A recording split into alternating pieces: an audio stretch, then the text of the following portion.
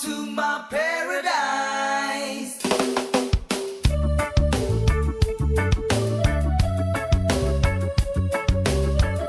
Bismillahirrahmanirrahim. Assalamualaikum warahmatullahi wabarakatuh. Kami dari kelompok 9. Di sini kami akan menjelaskan hasil diskusi kami dengan materi industrialisasi dan perdagangan luar negeri. Baik, langsung saja ke pembahasan yang pertama, yaitu pengertian industrialisasi dan perdagangan luar negeri.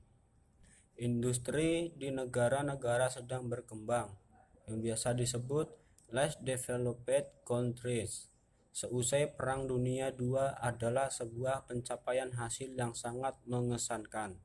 Proses industrialisasi selama 3 dasawarsa silam di negara yang sedang berkembang telah melahirkan revolusi industri kedua dan telah mengubah perekonomian dunia lebih radikal daripada perubahan yang terjadi di Inggris pada akhir abad ke-18 dan abad ke-19.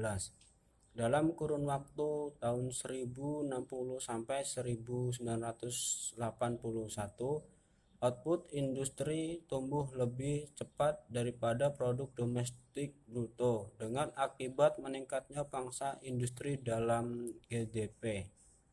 Akan tetapi, sebagian besar kegiatan usaha manufaktur di antara LDCs sangat tidak merata. 10 negara sedang berkembang mempunyai nilai tambah usaha manufaktur atau disebut manufacturing value added terbesar, menguasai 70% dari MVA seluruh LDCs pada tahun 1980. Pembahasan yang berikutnya itu tujuan industrialisasi dalam perdagangan luar negeri. Yang pertama, memperluas pasar. Yang kedua, meningkatkan devisa melalui kegiatan ekspor produksi ke negara lain. Yang ketiga, meningkatkan pertumbuhan sektor ekonomi, menstabilkan harga barang dan menyerap banyak tenaga kerja. Yang keempat, melakukan transfer teknologi modern untuk membantu meningkatkan efisiensi dalam proses produksi. Yang kelima, mendorong terbentuknya sumber daya manusia yang makin mahir, terampil, dan unggul untuk mengikuti perkembangan teknologi. Baik, pembahasan berikutnya akan disampaikan oleh rekan saya.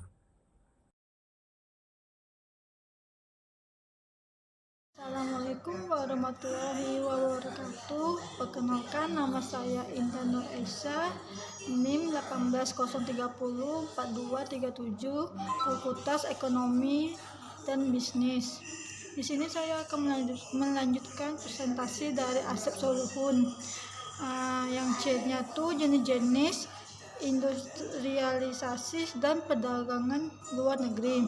Yang pertama tuh ekspor, yang kedua tuh pater, yang ketiga tuh konsumsi, yang keempat tuh picker deal, yang kelima tuh penyeludupan, yang terakhir tuh perdagangan border.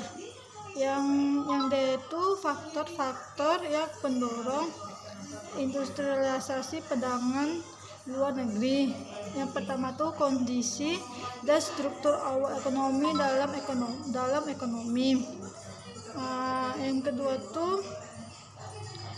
Yang kedua tuh besarnya pasar dalam negeri yang ditentukan oleh kombinasi antara jumlah populasi tingkat PN real per kapita. Yang ketiga tuh ciri-ciri industrialisasi.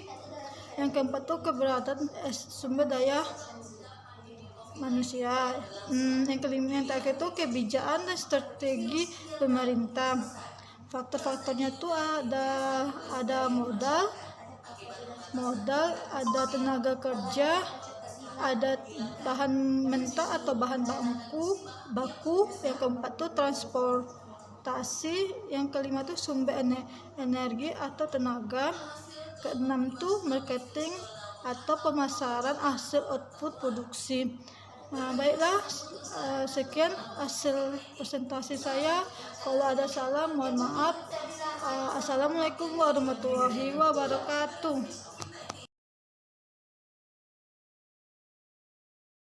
Assalamualaikum warahmatullahi wabarakatuh. Saya Zeti Handayani akan melanjutkan materi dari teman saya tadi, yaitu faktor penunjang industrialisasi. Ada 6 faktor. Yang pertama itu kebudayaan masyarakat, yang mana kebudayaan masyarakat ini dalam kegiatan industri kita harus mempelajari terlebih dahulu mengenai adat istiadat, norma, nilai, dan kebiasaan yang berlaku di lingkungan sekitar.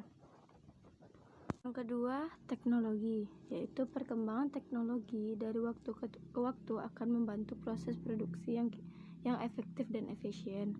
Yang ketiga, pemerintah. Kita harus tahu tuh mengenai peraturan kebijakan dari pemerintahan sekitar dalam proses produksi kita. Yang keempat, dukungan masyarakat. Faktor ini sangat membantu untuk perkembangan industri kita. Yang kelima, kondisi alam. Kita harus memastikan kondisi iklim di sekitar tempat industri kita untuk mengetahui adanya dampak baik atau buruk pada industri kita. 6. Kondisi perekonomian, yang mana dapat meningkatkan daya beli industri kita apabila kondisi perekonomian setempat itu dalam keadaan baik. Jadi kesimpulannya, kegiatan perdagangan internasional setiap negara itu berbeda-beda. Ada yang memilih perdagangan bebas dan ada juga yang memilih perdagangan proteksionis. Ada pula yang memilih keduanya. Baiklah, sampai di situ. Assalamualaikum warahmatullahi wabarakatuh.